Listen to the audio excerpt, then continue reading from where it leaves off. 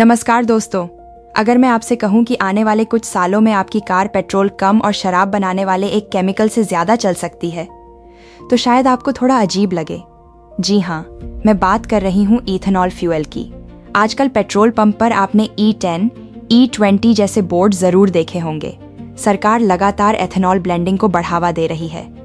लेकिन सवाल ये है, क्या एथेनॉल वास्तव में पेट्रोल से बेहतर है? क्या इससे आपकी कार को फायदा होगा या नुकसान? क्या इससे माइलेज कम होगा?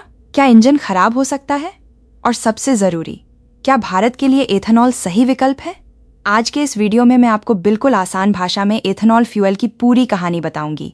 वीडियो के अंत तक आपको किसी और वीडियो की जरूरत नहीं पड़ेगी। तो चलिए शुरू करते हैं। सबसे पहले समझते हैं, आखिर एथेनॉल होता क्या है। एथेनॉल एक तरह का अल्कोहल है, लेकिन ये पीने वाला अल्कोहल नहीं है। इसे मुख्य रूप से बनाया जाता है गन्ने के रस से, शीरे यानी मोलासिस से, मक्का यानी कॉर्न से और कुछ अन्य कृषि उत्पादों से। इसके बाद इसे प्रोसेस करके पेट्रोल में मिलाया जाता है। अगर पेट्रोल में 10% एथेनॉल मिला है तो उसे कहते हैं E10। अगर 20% मिला है तो वो कहलाता है E20। भारत सरकार का लक्ष्य है कि देश में धीरे धीरे E20 को सामान्य बनाया जाए ताकि पेट्रोल पर हमारी निर्भरता कम हो सके। लेकिन सवाल है, एथेनॉल इंजन में काम कैसे करता है? जब आप कार स्टार्ट करते हैं तो इंजन के अंदर फ्यूल और एयर मिलकर जलते हैं। एथेनॉल भी बिल्कुल पेट्रोल की तरह जलता है, लेकिन दोनों में एक बड़ा अंतर है। एथेनॉल के अंदर पहले से ही ऑक्सीजन मौजूद होती है। इस वजह से इसकी कंबस्चन यानी जलने की प्रक्रिया ज्यादा साफ होती है। यही कारण है कि इससे कार्बन मोनोऑक्साइड और कुछ दूसरे प्रदूषक कम निकलते हैं। लेकिन कहानी यहीं खत्म नहीं होती। अब जानते हैं इसके फायदे। पहला फायदा, भारत का इंपोर्ट बिल कम हो सकता है। भारत अपनी जरूरत का बहुत सारा क्रूड ऑयल विदेशों से खरीदता है। इसमें अरबों डॉलर खर्च होते हैं। अगर पेट्रोल में 20% इथेनॉल मिल जाए तो उतना पेट्रोल कम खरीदना पड़ेगा। इससे विदेशी मुद्रा की बचत होगी। दूसरा फायदा, किसानों को फायदा। इथेनॉल बनाने के लिए गन्ना, मक्का और दूसरे कृषि उत्पाद इस्तेमाल होते हैं। इससे किसानों को अपनी फसल बेचने के नए अवसर मिलते हैं। शुगर मिल्स को भी अतिरिक्त आय मिलती है, यानी एग्रीकल्चर सेक्टर को सपोर्ट मिलता है। तीसरा फायदा, पोल्यूशन थोड़ा कम हो सकता है, क्योंकि एथेनॉल क्लीनर बर्निंग फ्यूल माना जाता है। इससे कुछ प्रकार के हार्मफुल एमिशंस कम हो सकते हैं। हालांकि ये कहना कि एथेनॉल से पोल्यूशन पूरी तरह खत्म हो जाएगा, बिल्कुल गलत होगा। चौथा फायदा, रिन्यूएबल फ्यूल पेट्रोल लाखों साल पुराने फॉसिल फ्यूल से बनता है, लेकिन एथेनॉल हर साल फसल उगाकर दोबारा बनाया जा सकता है, इसलिए इसे रिन्यूएबल फ्यूल कहा जाता है। अब बात करते हैं नुकसान की, क्योंकि हर चीज के दो पहलू होते हैं। पहला नुकसान, माइलेज कम हो सकता है। यह सबसे बड़ा मुद्दा है। एथेनॉल में एनर्जी कंटेंट पेट्रोल से कम होता है। मतलब 1 लीटर एथेनॉल उतनी दूरी नहीं चला सकता जितनी 1 लीटर पेट्रोल। अगर आपकी कार E20 फ्यूल पर चलती है तो कई मामलों में माइलेज थोड़ा कम हो सकता है, यानी फ्यूल कंजम्पशन थोड़ा बढ़ सकता है। दूसरा नुकसान, हर कार E20 कंपैटिबल नहीं है।